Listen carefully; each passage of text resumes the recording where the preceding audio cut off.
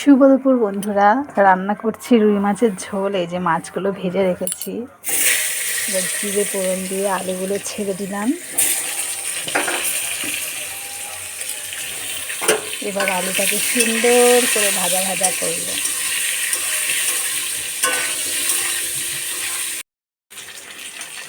পরিমাণ মতো লবণ দিয়ে দিচ্ছি, দিয়ে একটু নেড়ে নিই।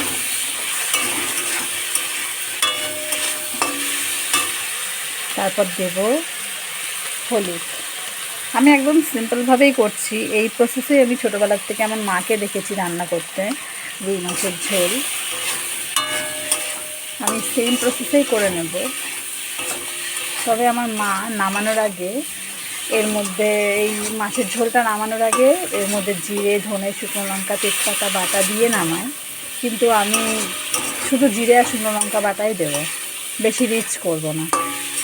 এটা ভালো করে কষিয়ে নিই, যতক্ষণ না এর কাঁচা গন্ধটা যায়, মানে আদা আর হলুদে, ততক্ষণ আমি ভালো করে এটা কষিয়ে নিয়েছি। এবার এর মধ্যে দিয়ে দেবো পরিমাণ মতো জল। জলটা দিয়ে দিই। আমি অত ভালো রান্না করতে পারি না, চেষ্টা করি মাত্র।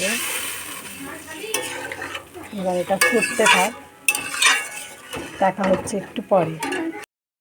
ঝোলটা অনেকটাই ফুটে গেছে, আলু গলে গেছে। এবার মাছটা দিয়ে দিই।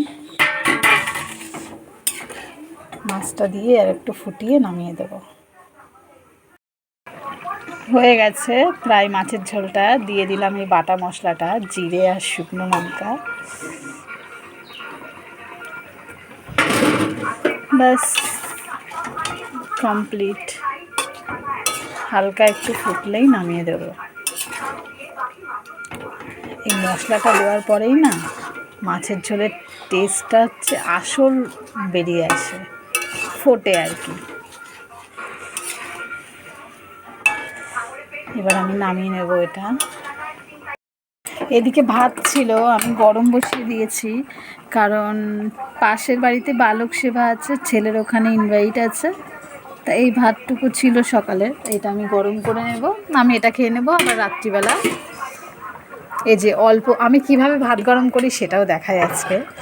ভাতগুলোকে সব এরকম এক জায়গায় করে নিয়ে পাশ দিয়ে অল্প জল, দেখো অল্প জল আছে, পাশ দিয়ে অল্প জল দিয়ে এটা ঢেকে এইরকম অল্প আছে দিয়ে বসিয়ে দেব।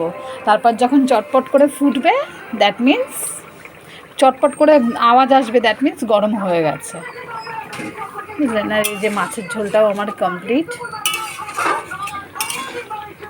একটু ঝোল থাকুক, আমি একটু ঝোলঝোলই পছন্দ করি।